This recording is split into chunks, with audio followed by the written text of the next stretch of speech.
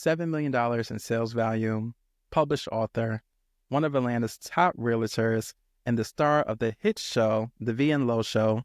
Please welcome Angelo Mirville to our podcast. Hi, Angelo. How? Yes. Okay. How you doing? How you doing? I'm so happy to be here in 2025 with my bestie. Yes. So we'll be here. How you doing? How you feeling? Right. I'm happy that you're here too. I am very grateful. It's 2025. I remember when the year started getting into the double digits. Remember they started making all like the 2012 movies and everyone was just so like, oh, the world's going to end. Yeah. And now we're in 2025. Yes. It definitely feels like rebirth almost. Like we've been through a lot in 2020, 2021, 2022. And now like 2025 really feels like a fresh new beginning, a fresh start. We had some growing pains with like the election and stuff. Last year was kind of hard for my business, even though I did what I did. Okay. But I'm ready for 2025. I love it. And speaking of rebirth, going into our topic today of breaking barriers, I think you saying rebirth is so profound because there's many times I feel like you have to have rebirths in your life when things could have been a certain way or things could have been looked at from a certain viewpoint, and you kind of have to just reset or reprocess. So for you, would you say that you've had different rebirths or different chapters where you've had to redefine who you are and what you do, and how did that look for you? Yeah, several times. It looks different every single time though. It really does. In certain ways it's the same and similar, but every time I'm experiencing a rebirth, I feel like I'm learning there's like a lesson that needs to be learned. And I really have to get the lesson. And especially for last year, when it comes to like business, there's a lot of things that I should have learned already. Like when I got to the end of the year, I was like, I made that mistake. It's not going to happen again. So all you need to do is to happen maybe like 2 or 3 times. Like the first time you learned a lesson, but you really didn't learn it for real until it happens again. And rebirth for me is just embracing those lessons that life is trying to teach you. I love it. And I think that's important. So important because, honey, when the blessings be trying to reemerge, you like, oh no, not again. And I feel like when you realize you haven't learned from it, it kind of makes you kick yourself a little bit because you're like, oh, that was the lesson trying to repeat itself again to see if I passed it or not. And you're like, okay, I passed it. Like, oh, that scenario came up in a different way, different form, and I handle it differently than I did before, which takes a lot of work because there's some people in their lifetime that they never learned the lesson. Mm-hmm. And then they're on a repeated, cartwheel trying to figure out, well, what do I do? So I think to have that self-awareness, it's admirable. Use that word. It's really all about that awareness. It really is. Yes. And so you have the V and Low Show. Tell me a little bit about that. What's been going on? What can we expect this year? V and Low Show is like my baby. Yes. I'm in a relationship with a beautiful man. Yes. Elise Davis. We've been together for 4 years. It'll be 4 years officially on the 21st. Period. But we decided to start a YouTube channel at the top of last year. First doing kind of like music video reactions. So we did some like Lil Nas X, Money Long had put out some stuff and we reacted to it and the audience liked that. And then we graduated to like vlogging our day-to-day life. Felice is also a lender, a loan officer. So we work together, we live together, we do a lot of fun stuff together. So we thought, let's put that on film, and it's been going very well. We hit like 2,400 subscribers, and we started from zero. Zero, So zero. it's been fun. That's my baby. That's my baby project. I really enjoy doing that. Editing those videos, watching the footage back over after I've had a long work day. I can just sit and do something I really like to do. So I love it. And speaking of that, yes, yes, give it a listen. That's an yeah, accomplishment, especially with being able to be in a vulnerable place like that and to share, your authentic self. yeah, Um, One of the things I think sometimes with society, and especially when it comes to gay men like us, they look and they go gay, but I feel like a lot of times people don't actually sit with gay men and have conversations, or they yeah, see a gay man with their partner and their first thing may be, oh my God, it's another man and another man. But then when you get to understand their personality, their core values, what they like yeah, to do, you know, conversation, it's like, oh, these are actually cool people. Like yeah, these are actually amazing individuals. It's not just about some of the things that you just see that's pushed on social media or in the entertainment world. Like it's not just everything is this, that, color this, or, sex. I think a lot of times people just think gay and they think sex. They all automatically just put gay and sex, and they right. never have those conversations. Or let me not say never, because we're having those conversations now. But I think it would be great for people to say, what is your personality like? What do you guys like to do for fun? What do you eat? Oh my God, we have so much in common. And so for you to have a show and put that together and be able to share that side again, I think is so commendable, because many people wouldn't be able to, or they want to keep things private, or they may Yeah. be afraid of what people will say. Do you both ever get that feeling of like we have to hold back, or we have to kind of shrink ourselves in different ways so that way we can appeal to a certain audience, or so that way we won't get backlash? Does that ever come up for you guys?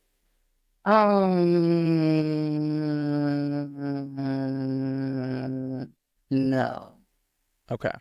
we're completely ourselves. We're completely ourselves, and I think that's why we've had so much success. Is because this Mm-hmm. is real life. This is who we are. I mean, we do bicker in our relationship about Mm-hmm. like pulling out the camera. Sometimes like you're gonna record this and we'll bicker off the phone, but as soon as lights, camera, action, it's like we're acting. Sometimes we just bicker, but and getting into back into the flow of like our life, Mm-hmm. positive flow. We don't forget that we were bickering at the end of the day. So I mean, the show has helped our relationship in many ways. And I feel like the people on YouTube are a lot more nicer than the people that will be, say, on TikTok or Instagram. They really, really support us. They really do. Yeah. I love it. And I just saw a discussion about that. It's so funny you said that, because someone posted on TikTok the other day. They were like, if you're doing YouTube, like you are a content creator. Like Yeah. I know we use the word content creator so loosely nowadays, but like if you're doing YouTube and you're having to edit and you're having to piece together entire episodes, like you are a content creator. And so for you guys to remain consistent in that, and then just go okay, let me just do short vertical videos, or let me just keep it short and do reels, like to have lengthy episodes. I Yeah. mean, that's so commendable. And so I think staying, in your authentic self while doing that is such important. And for you, so you have the V and Low show, you're a realtor, you're a boss. How, with a world that sometimes can look at being a gay man as basically equivalent to being the scum of the earth, or just being so low, how did you overcome that to be where you are now? Yeah, that's a good question. I really haven't reflected on that much, Mm-hmm. but now that I'm thinking about it, I'm really blessed. I'm really blessed to have had my life unfold the way that it has. As a little gay boy, um, in like high school and college, I did. feel like I didn't want to share that side of me. You know, I was afraid to, you know, come out and be that. But when I became a flight attendant, I became a flight attendant pretty young. I was 19 when I started working for the airline. We won't mention the airline, but Okay. I think that career in itself made me spread my wings like almost like a butterfly coming out of its cocoon. And I think it's a really gay industry because of that. Um, so I really have to give that experience its its tens because without that I wouldn't have been able to like come out and be who I am. Um, and then when I realized, okay, I'm out here, I'm a gay person, I'm like 23, 24. Let's become a boss. Let's start making like real money as a gay person, as a black person, as a black gay person. How can I do that? And I read the book Rich Dad Poor Dad.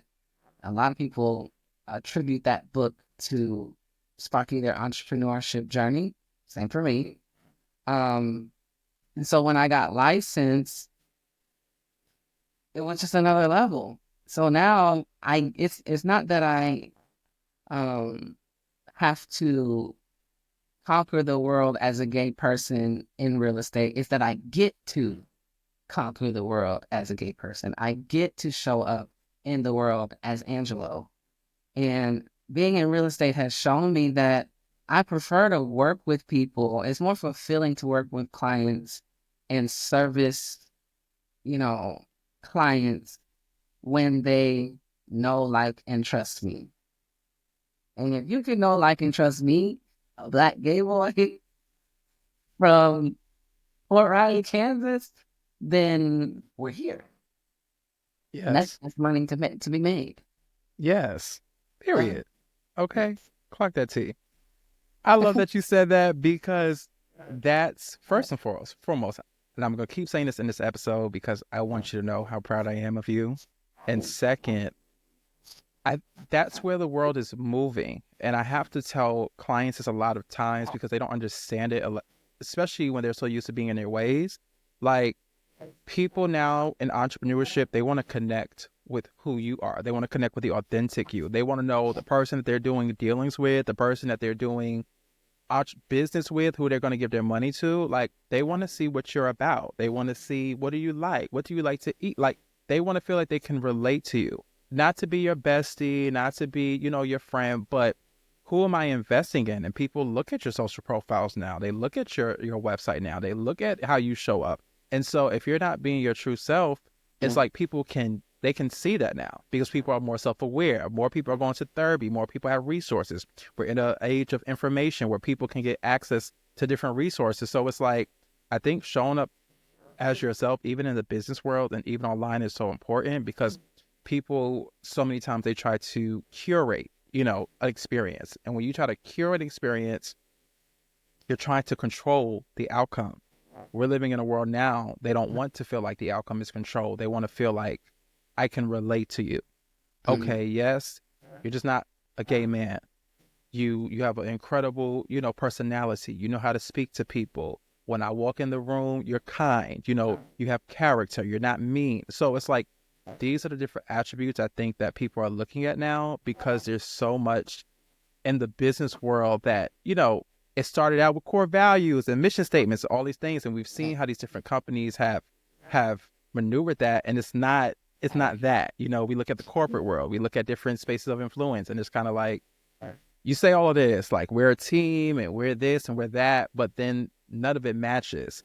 And people are now, I feel like they're looking for authentic leaders and authentic bosses, rather, who, no matter how you look, no matter who you are, no matter what's going on in your bedroom, people want authentic leaders that show up, and it can be that versus someone that's just going to put on a show. I think people are tired of the show. Pandemic has showed us people are tired of the show. People are tired of the charisma. They're tired of the, we gotta dance around things. Like, tell it like it is. Okay, this is who you are. This is what I'm meeting with. This is what you do. Okay, I like you. Let's Yeah. let's let's move forward. And Yeah. so I'm Me proud. and I'm Val proud. have been on this kick regarding business, and really like business is just also like business relationships are Mm-hmm. mirror other types of relationships too. Like you have to come whole to any relationship you're in. You have to come to relationship whole. Okay. Mm-hmm. That's number one. But I was gonna say we've been on this kick about oh my god, I lost what I was about to say. Oh my god, I was about to say something. Oh, emotional intelligence and telling the truth. Tell the Mm-hmm. truth. I was telling you about the lessons that I was learning last year in Mm-hmm. business. A lot of the reasons why some of those clients and those deals fell through is because I wasn't telling my client the truth. I'm the professional. I'm the professional, and they need my guidance. They need my professionalism, my experience. And with certain customers, friends, um, they not that it's their fault, is that it's my fault because I didn't tell them the truth. Because had I told them the truth, I would have gotten a different outcome. And I say that to say, we are in the age of like artificial intelligence, and AI is really dope. It's really cool, but let's not forget about emotional intelligence, because that is just as important, if not more important, if not what, like you were saying, um, corporate settings are looking for more emotional intelligence, because they see the value of being authentic. They see the value, even on social media. We see the value of people coming up on social media as their authentic selves. So I was going to point out emotional intelligence too. That's key. That's key because, like you said, it can, with a lot of artificial intelligence and social media, things can become so robotic Yeah. where it's like, okay, we say, you hear the term check on your strong friends or those type of things. But like, no, like sincerely check on your strong friends. Like, just don't say it or post it as a quote. Like, be intentional because I feel like nowadays, a lot of times people, they're looking at your emotional intelligence Mm-hmm. on social media. Okay, Angelo just posted, he's going to the store, he's here, so he's happy. Great. Okay, friend is good. That's great. But then Yeah. what about Angelo when the phone is off? What about a Khalil Kavon when the phone is off? Like, I feel like so many times people are just trying to create your story based off Mm-hmm. of what they see on socials, and it becomes robotic because it's like Right. Right. you're reporting my life to me back to me based off what you've seen, but Yeah.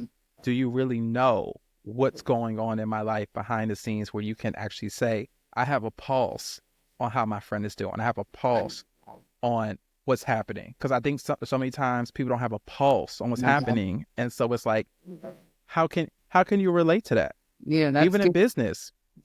that's getting into like real connections.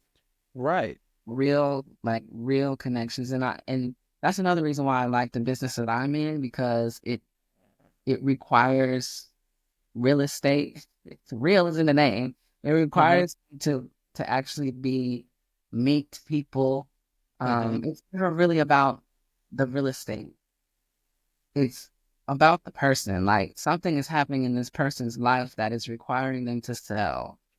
Something is happening in this person's life that's requiring them to buy.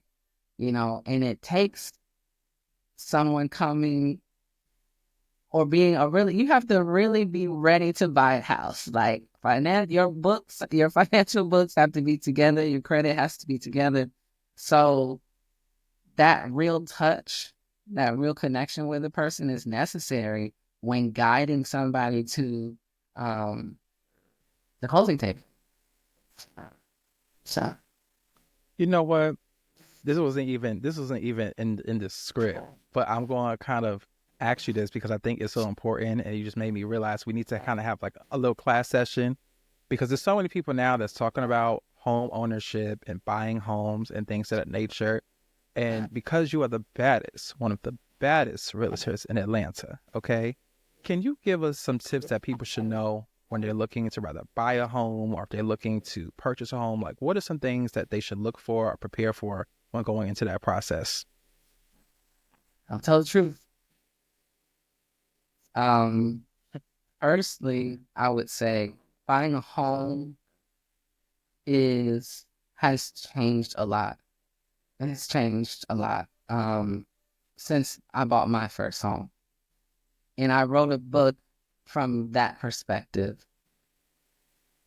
And I say that to say that if you are really interested in purchasing a home, make sure that you, first of all, a practical thing is to have at least 2 years of income. At least 2 years. You can't be quitting them people job and going to the next job and then quitting the people job.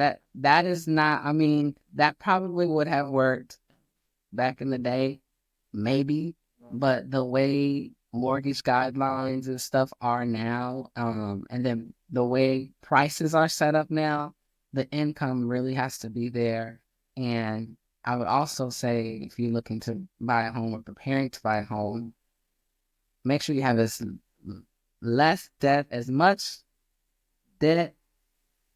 I don't know how to say it. As less debt as possible. Yes, as less debt as possible. Down to your car note. Don't be going out there getting no $700, $1,000 car note. You can't live in that. Okay. Get you a $300 car note, $200 car note, or don't have a car note at all.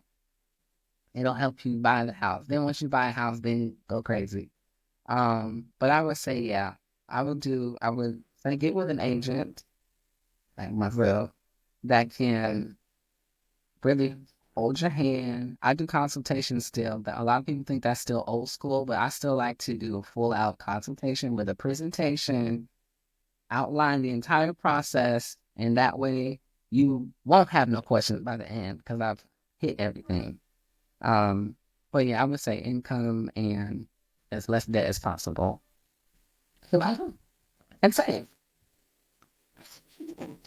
Class, you have your homework, okay? You have your homework because you've heard it from the baddest. This is what you need to know. Because I feel like we, especially, and I'll say this, especially in the Black community, we talk about so many different topics and they sound great on paper, but there has to be education behind it because it's not that you can't do it. It's the fact that there are certain principles and certain things that need to be put there, are things that you have to do. And I don't know about you, but I think sometimes with being raised in church, we can sometimes have these fairy tale outcomes of like responsibility versus doing the work. And it's like, yes, you can pray. Yes, I feel like you can, do certain things. And yes, God can glitch the system. But child, every time God should have to glitch the system, it should be, baby, like you said, you was not supposed to get that $800 car note. Val just had a lead come through just yesterday. I went to my office like, did you hear that conversation? And this lady sat up on his phone and said that the pastor said on Sunday that she gonna get out. And he goes into like requalifying her. Okay, that's nice. What do you mean? I can't make this up. This lady do not make enough to eat, and she is taking out personal loans for rent for her rent. So please, please, please, please, don't come to me with the oogly boogly spiritual stuff. This is real life. This is real life. God can say whatever he gonna say, but at the end of the day, you need to come ready. And that's just it. Come ready, ladies and gentlemen. .com, .net, .org, .gov, because I'm telling you, being raised in church, I'm grateful. You know, I'm grateful for that. But there's just a lot that I've seen over time that I'm just like, oh, stewardship is important. Like, discipline is important. Routine is important. Like, there's so many different things beyond just a prayer. Yeah. And sometimes people get upset with me for that because I'm like, I get it. You want to float like you're on a cloud and you just want God to do everything for you. But over time, for me, what I realized is you have to partner with God. Like, God has to be a partner, not your card to just wave and be like, okay, I don't got to do nothing, and I'm just going to just use this card. And now it's like, but God failed me. No, God didn't fail you. It's like you have to be intentional. And a year from now, I know I want to buy a home. That means right now, I may need to be doing this. I may need to do that. Like you said, like set up those responsibilities versus just jumping up and having an emotional moment. And then you're just like, oh, God don't love me. And God love you. It's like, but sweetheart, I need you to partner. Like, even with business, someone could say, God said, start another business. Okay. But there's a lot of things, like this paperwork that has to go in order for that. Right. There's the structure that has to go into that. Like, yes, great. God said start another business. Do I even have the capacity to start another business? You know what I'm saying? So streams of income. Do you even have the capacity for streams of income? You know what I'm saying? And that's a whole nother episode title because I really want to dive into that because now with, this entrepreneurship thing becoming so like, ooh, okay, God said start a business. Okay, but do you understand that just because you're starting a business, it's not a jail-free card of I'm not working 9 to 5 no more, so I could just, hop up, do whatever. Like, there's a lot of discipline. There's a lot of... I gotta give it to them. I understand how, like, spirituality can really, like, supercharge you. Like, it will make you very excited. And that's the great aspect of having your religion, your spirituality, your practices, is that you can go to it when you need to be supercharged.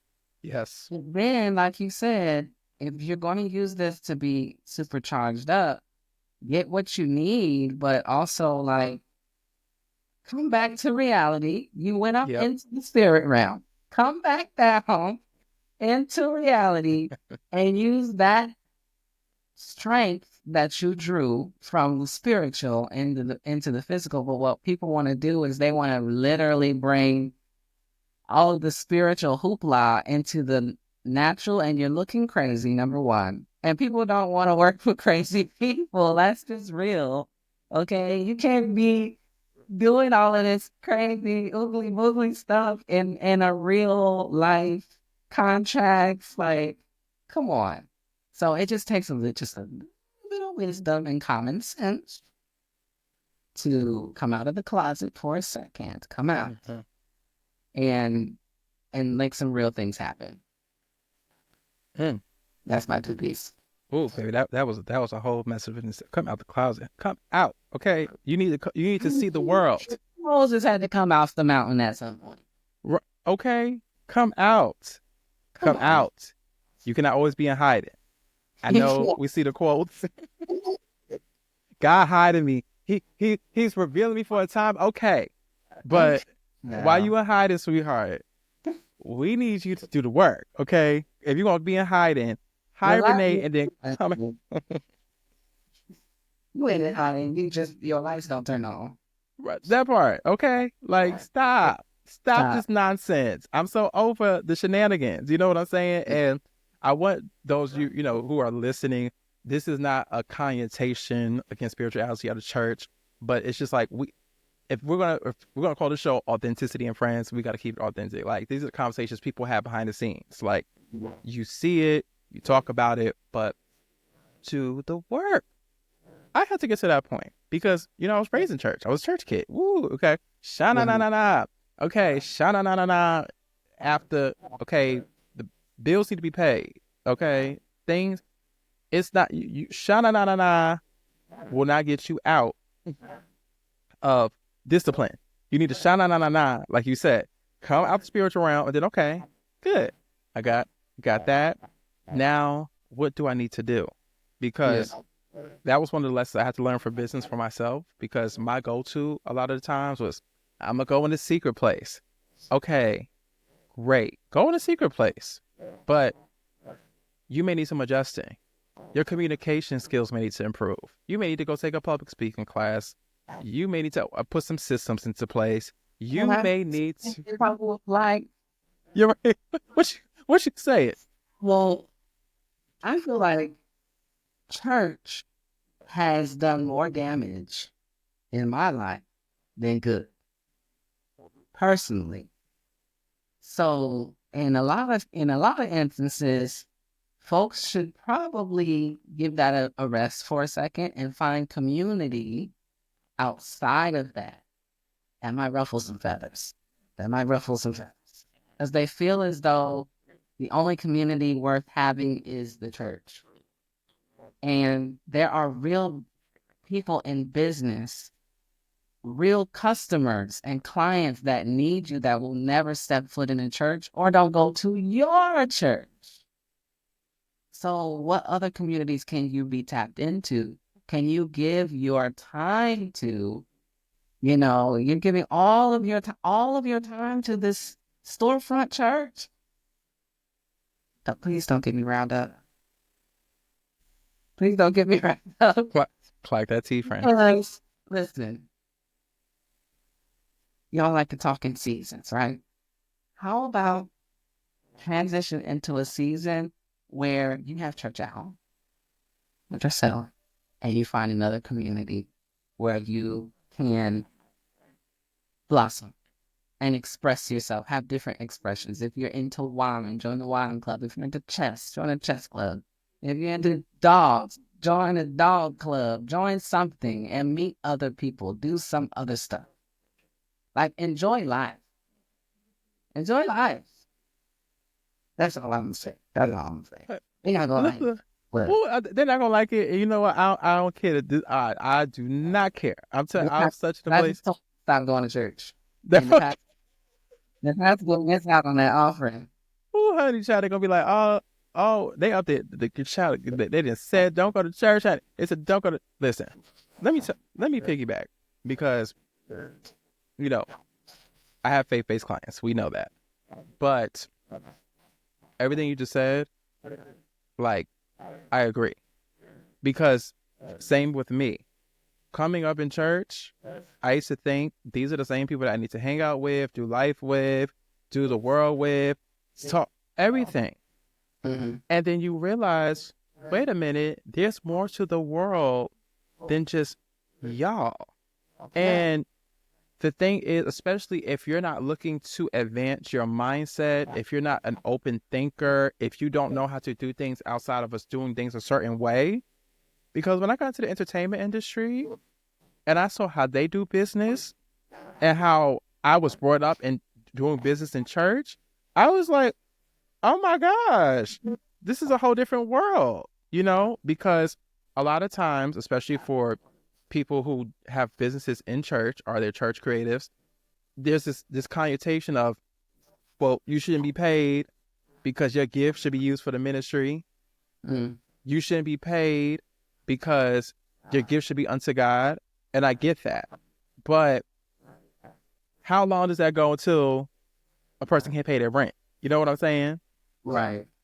How long can that go and you're an entrepreneur and you can't live the life that you want to live because you've been stuck with this connotation of, I should not get paid because it should be unto God, or it should be unto the Lord, or I'm bringing you business. This is entitlement. I'm the pastor. I'm the leader. I'm bringing you business. So you shouldn't get paid because I'm here and you're down there. And it's like, when I got into doing business with the entertainment industry, and not just even entertainment, just doing business in different sectors, corporate. And the people be like, this your rate? Okay. We'll write the check tomorrow. It'll be there tomorrow. And I was like, oh, before now. right, right. Because for years people don't know, but like it was all this great things that happened in the business, but I was struggling behind the scenes because my mindset was, you don't deserve it. You know, you shouldn't ask for a high rate. Anything over a certain price point, you shouldn't get it. Like it was all these different voices of, God's not going to be pleased if you ask for a certain deal like this. God's not going to be pleased if you ask the people. But you're in a business. You're in a business that has to generate income. And I suffered for a long, long time prior because of stuff that was taught in church, which was you need to be the sacrificial lamb. And yes, you have a business, but basically treat it like a hobby, because God's not going to be pleased if you actually run it like a business. So then why? So then why did God get the idea? God get the concept, the idea. He didn't show the vision, didn't show like all of this. And you mean to tell me now you're going to tell me, oh no, lower your standards, lower your gifts, lower your value. But also you're supposed to have high quality work. It's supposed to be an excellence. You need to hire a team. All these different things. This is my break it down. They're not gonna like this either. I don't care. First of all, when I started to realize how much I didn't need the church building when I was a flight attendant, because as a flight attendant, you work when they tell you to work. That involves Sundays and all the things. So then I was starting to deconstruct, my mind in that regard. Then I quit my job for the church. You didn't know that, did you? You didn't know. No. I quit my job. I had a great year in real estate. I got cocky and started feeling myself. I quit my job. And I to my church leaders and I told them, hey, I quit my job. I can commit more time to leading worship now. And they rebuked me. They said that I'm reaching for a mic. And I was sat there. Okay. That's the short part of it. Then, 2020 comes around. Ain't nobody going to church. How about that? Whole thing shut down. Ain't nobody going. So I really started to not need the church. Then I'm evolving past 2020 as, wait a minute, God wouldn't be pleased. Well, actually, I'm God. And a $10,000 check would please me. So if I'm God, something of what you're saying isn't lining up. Because if it's sitting right with me and I'm God, then God approves. Because I am that. They don't, but they still see God as outside and looking down. So as long as that image is in your mind of God as this outside thing that is telling you what to do, instead of it being you, you'll never trust you. You never trust you. Because your trust is in Sky Daddy.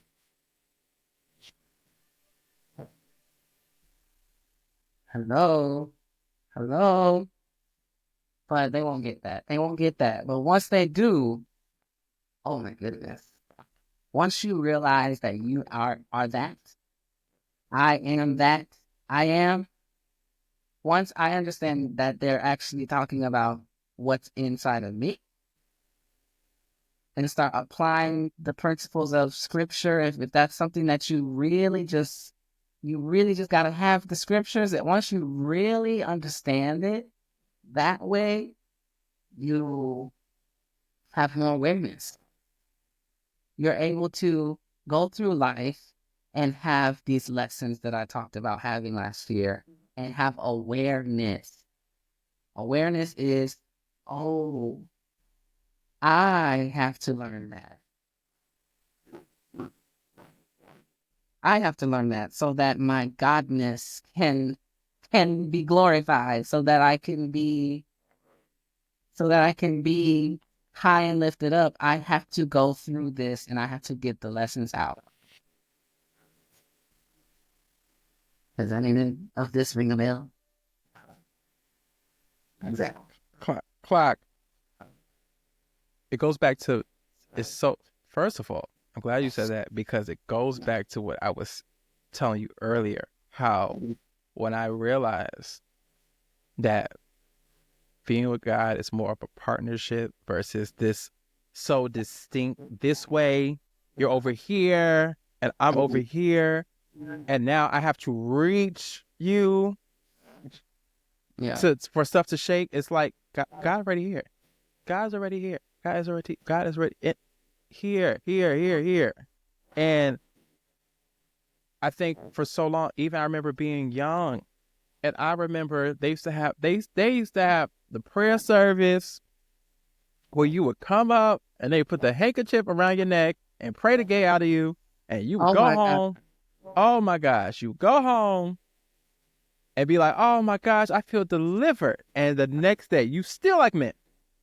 And over time, I'm like, but if God knows my every step, every move, all these different things, then God knows this is me.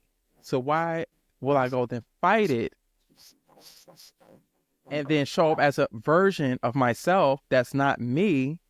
And now I have to live as this alternative version that people don't even like, because they're like, you're awkward. You're weird. You don't know how to talk. You don't know how to talk. You don't know how to communicate, because you're trying to. Okay, let me put some more bass in my voice. Okay, let me straighten up like this. Let me do all these different things against who I really am to appease this group of people who want me to look a certain way. But what's the results? Because not being authentic caused so many contracts to fail. It caused so many relationships to fail, because when you walk in a room, you don't have a presence. I'm a boss. It's more like, okay, let me shrink. Let me shrink down, because I'm not my authentic self. I don't know what to say. I don't want to. So it's a lot. I remember coming home praying the gay away. Oh my gosh, praying the gay away. It was so tiring in high school. I would pray the gay away. Lord, take the gay away. Lord, take the gay. Why me? It will work sometimes. Right? Listen. Had the oil. Right. You knew you had the oil, honey, for a month, honey. You'd be like, oh, listen, it's a way. Honey, listen now. Listen. Prayer's so powerful, honey. Listen, now that I will say, but know how to work. Be authentic. What, you up to lie to God, talk about God, I ain't gay. And God's looking like, huh? You ain't gay. You know you like that man. Right. And you gonna lie, and you up to lying in prayer talking about, So now you're the most powerful source in the world, you're already lying. Then you're lying to your friends. Then you're lying to church. Then you're just lying to appease people that got their own stuff going on and got their own situations. So you got your own stuff. Why are you gonna be over here in my business? Because my thing look different than yours. You got your own. Or I hate the connotation with people that you chose. It's diabolical what the church has done to the gays. It's very diabolical. Because when you're in a spiritual psychosis or like a religious psychosis where this is all you know, you don't have critical thought. And the church teaches you how to not think critically, not think for yourself. And it's really diabolical, because you really have to either meet someone that's on the journey of, or A miracle has to happen for you to really take your power back, because they've taken it from you. The gay gene is the most beautiful gene you can ever have. And we talked about that. We touched on it a little bit in the beginning, how amazing it is to be a gay person, or how amazing it is that people would realize how amazing gay people are if they just gave us a chance. But I want every gay person to know that if they have the gay gene, they're really the glitter of the world. They're really like really tea, because you have access to your masculine and you're unstoppable. You're really unstoppable. They hate you. That's why they're out for you. That's really why. If you really knew who you were, child, you would left that church a long time ago, or whoever is teaching that crazy doctrine that is gay people are horrible. It's not true. That's just not true. It's just not true. It's a lie. It's a lie. All of it.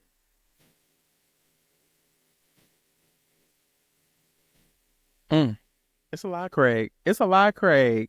You ate that. I'm gonna give that to you. You ate that, because you gotta take a moment. I pause real quick for that, because it really is a lie.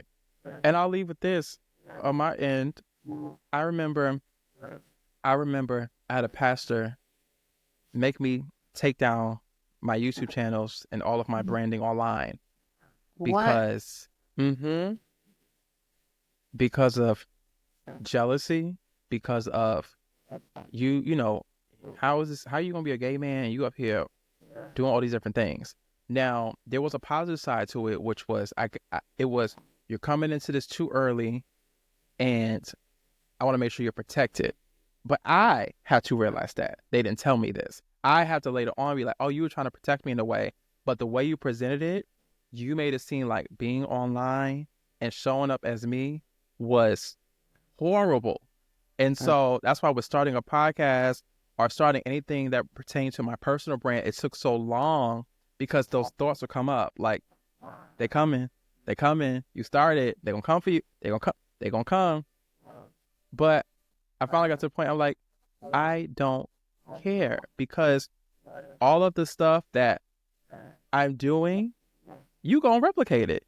You said branding was demonic. Now look, everybody has a personal brand.